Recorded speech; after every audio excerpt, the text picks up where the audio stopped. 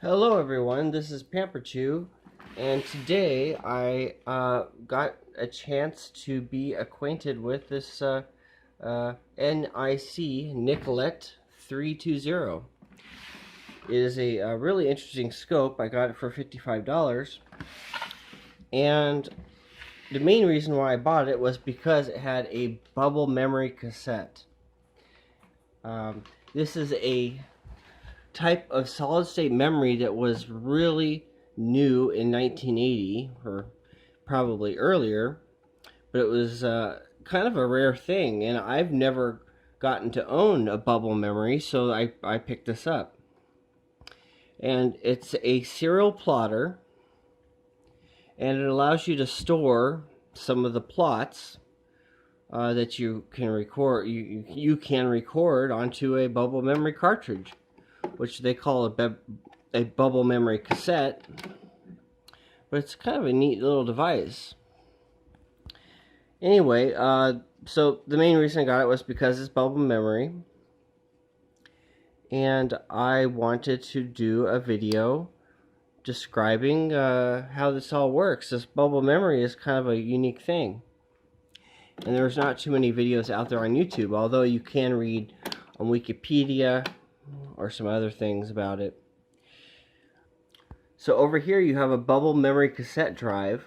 It looks like it almost might have been something they designed to be put into other devices, but since this is so rare and I haven't been able to find anything else about this particular drive, I think it might have been specific to this device. They did make a game console called the Bubblet, or the Bubble something, and it seemed kind of interesting, but I think this one might be unique to this particular company. The cartridge, though, is identical, and how the memory works is it stores memory in actual magnetic bubbles, and the bubbles get pushed around, and I'll put some more information at the end of this video from someone who actually worked and built some of the systems. And he'll have some great information about his own experience about working with bubble memory. Now, over here, there's a power connector, remote control. I have no idea. That's for the CRT on the front.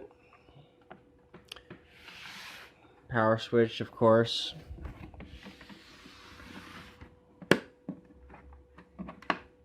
And it's such a really neat kind of device. Really glad I got it.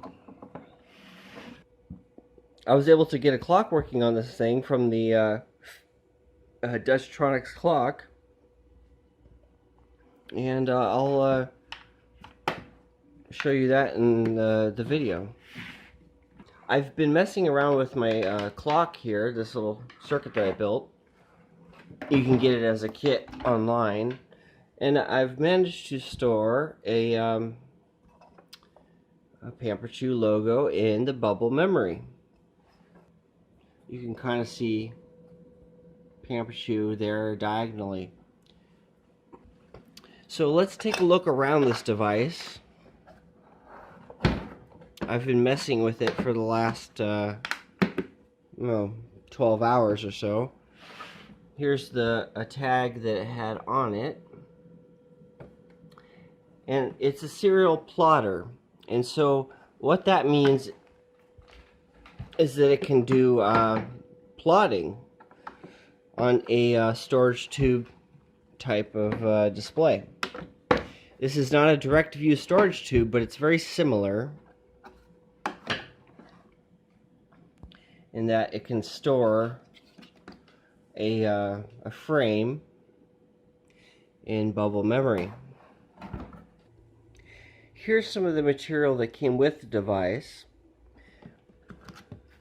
It looks like some pamphlets, some literature on the passive probes, and I see 3 of them here. It looks like they might have just bought 3 and put the paperwork in the box. I'm going to have some probes here, and I haven't quite used those yet. Here's some display adjustments and I/O perimeter adjustments here. and a lot of probably really useful connectors. Here's the warranty and service and shipping procedures. I don't have the manual in paper, but I do have it on a e-ink display device somewhere else. So there's the warranty and the shipping cost. Wow, what a deal. $35 if you have to return it or something like that. Oh, wow. Just an envelope with some letterhead on there. Never been licked. Vintage envelope. Bet that tastes wonderful.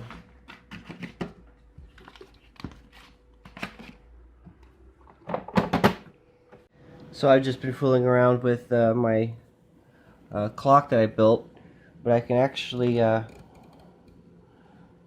bring in a low resolution image of my clock, or I can crank up the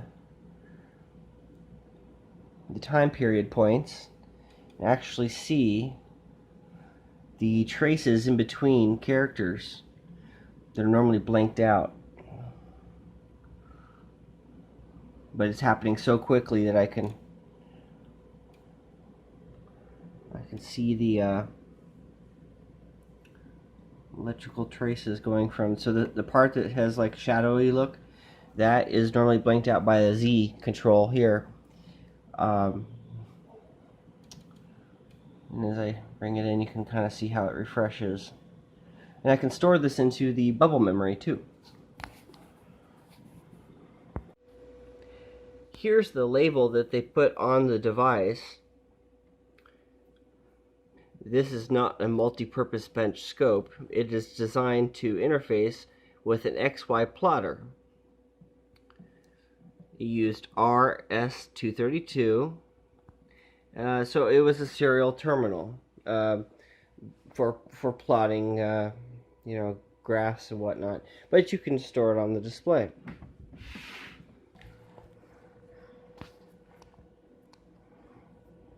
So here I've managed to hold a frame.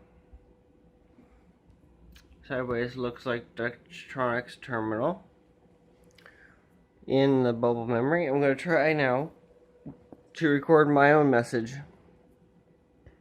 in there. So I'm going to go back to live.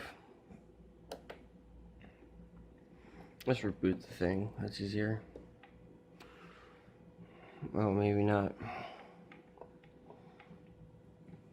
Yeah, so this is Daktronics terminal.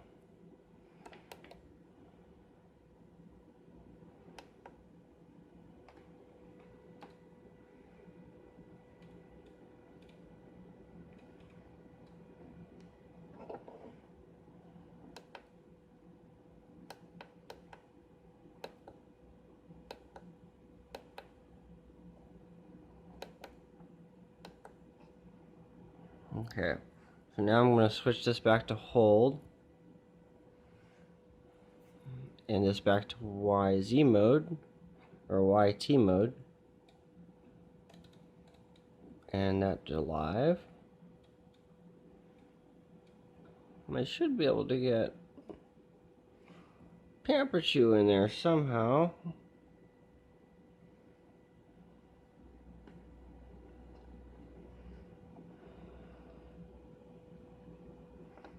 Put that back on hold.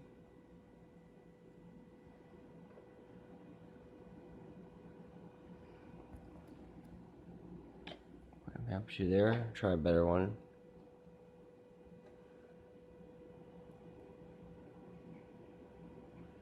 I can go frame by frame.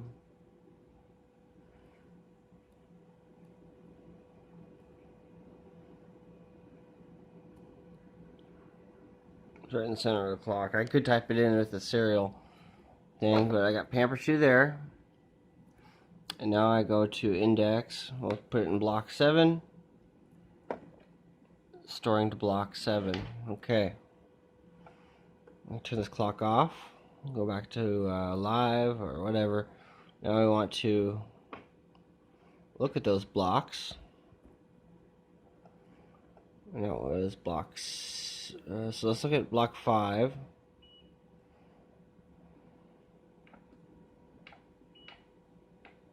Block 6. Got Dutchtronics going across. Block 7. We got Pamper Chew going across there. So as far as I know, I am the only person right now that has their name in bubble memory. If there's anybody out there that can one-up me on this, I would love to see it. I really love unique formats. I saw Tecmo recently had a vinyl video disc made for him of his own video, and that was pretty cool. I remember seeing vinyl video in 2009, so that was a really cool one to finally see someone do a review on. But any rare formats, any unusual formats that people just don't know about, especially ones that never caught on or that are extremely complicated to use, I'd love to see. But there you have it. Pamper Chew in bubble memory. So the next part of this video is going to be some of the oral history from someone who actually worked with bubble memory. Hope you enjoyed this part of the video. Continue watching for a little bit of oral history on someone who worked with bubble memory. It was a big loss for the company. Big loss. They lost their asses because every time we shipped one, it would fail. And you have to send out a crew of engineers to get it going again. And it would go, they could get it going. It'd have to be perfectly level. They'd get it going, but then something would happen. A jiggle, a shake. You know, do you ever shake something with bubbles and the bubble turns into 2 little bubbles? Yeah. Well, that kind of shit. Yeah. If it was a perfect world and the bubbles were perfect in every way, shape, and form, it worked fine. It worked really good when it worked. So those were from Storage Tech? Yeah, they developed bubble memory. Okay, because the one I have, I think it's from Fujitsu. Yeah, no, we're not. I'm sure other companies tried it, but not on a grand scale like we did. We had big ass machines, corporate machines. We'd ship these out to big companies, and if they don't work, then they're fucked. You know, all their backup, all their information gets. They weren't reliable. Weren't they supposed to just be fast? Oh, they were fast. Oh, yeah. That's why they made them. Lightning fast. When they worked, that was their claim to fame, speed. But all you gotta do is have a bubble break in half and it fucked up the whole thing. Fucked up. You know, there's no room for error. Granted, it's zeros and ones, but you got a broken bubble, it fucks up the whole thing. It's mostly lead. I didn't build the thing. I had engineers tell me what to buy to make them work. And I'd buy the stuff. They'd say, we need these, we need those. It's inside, but it's all heavy. Well, true bubble memory would have liquid. I think it has something in there. Because that's how it works. It's a liquid. It's liquid memory is what we used to call it. The pictures I can see online, they do show bubbles moving around, so I believe that. Well, I've seen it work. Yeah, I've never. I don't know how it works, but it worked. It's just it was too fragile. It wasn't reliable. You couldn't ship them. By the time the machine got there, the bubbles would get shook up, or it just didn't work. Huh. And they've had a few where the engineers would go and they'd get it going. And as long as they didn't get bumped, there was no vibration. Do you remember what year this was? Oh, I looked at 85, 1985? 84. So you would have been working on the 1 megabit, I graduated. maybe. Oh, they were so much bigger. They were phenomenal. That's why they spent millions of dollars to get them developed. They just realized it's just they're too technical. They're too fragile. You know, if they were in a room all by themselves with no people, no fans, no noise, and you never touched them, they worked fine. The minute they got bumped or something went wrong, a bubble split in half. Uh-huh. That's all it would take. One bad bubble, It's like one bad apple ruined the whole bunch. Okay. Well, Well, thanks for telling me more about it. I'm not be on the internet. And I will. I remember it was not good. I remember it was ugly. Okay. Well, thanks for the story. This information is not really much out there. So this will It's out there. for videos. I mean, YouTube video. Well, it's I had the only thing I could find that was really good was the AT&T archive, so in the 80s. 1979. Yeah, because we had brochures and stuff on it. There's a big push to get them out there. Sold Yeah. a bunch of them. That's what it said. Cool. Had to refund all the money. They were failures. It was like your worst nightmare. It's like you own a bunch of stuff, selling it, and then having to give all the money back. After spending millions to make it work. And then the cost of getting a couple of engineers on a plane, having them fly out there, get them a hotel room, and having them spend a week out there trying to get it working. Yeah, it got expensive. And that was Storage Tech in 1985. I don't know the exact year. Oh. It was in the 80s. They put a lot of money into developing it, and it didn't pan out. That's all I can say. And I don't want to be tied in. Okay. You don't want to get blamed for. Well, I couldn't be blamed. I worked with engineers. They'd say, hey, you need to find this. I used to buy chips from Odetics, where my mom worked, the space company. Mm-hmm. My mom and I would work together to get chips for each other. They'd run out of chips, we'd have them. We were in a bind, we needed chips, my mom would have. She did exactly what I did. Mm-hmm. She bought electronic parts for the space satellites. Mm-hmm. They did cameras that could zoom in on a Marlboro cigarette out in space. They could zoom down and focus, and they could tell, that's a Marlboro from space. That's how good their cameras were. But we both, our company and my mom's company, worked really hard to get these specialized chips. And they were really hard to come by. We'd have to get them like 10, 12 weeks out in advance. They'd have to custom make them. Well, I'd call my mom and say, oh, we're going to buy them. We need 122 of this chips. She said, I can get them, but I need them replaced by this date because this is when we need them. So we'd work together. I was authorized by my boss. My mom's boss was okay with it. But we had worked together to find hard to do chips. And I'd find them chips they needed, and they'd find chips I needed. That's what I did. I bought chips.